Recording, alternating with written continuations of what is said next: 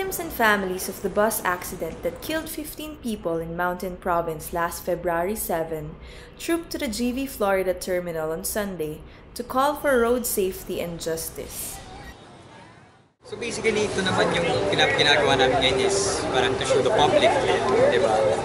To raise public awareness din sa nangyari.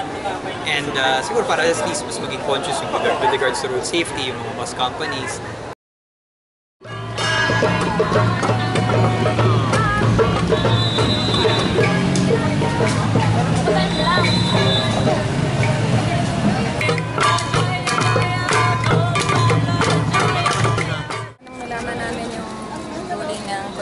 Siyempre, dismayado kami lahat dahil hindi na serving 6 months na suspension na dapat ay yung time para yung Florida management ay makapag-comply doon sa mga kailangan nilang gawin para mapaganda ang kanilang management servisyo para sa riding public leave. So, dismayado kami, nalulungkot kami, pinaiksi yung 6 months na yun. Hindi dapat yun kasi hindi nila mararamdaman yung gravity ng pagkakamaling nangyari dun sa bus accident na.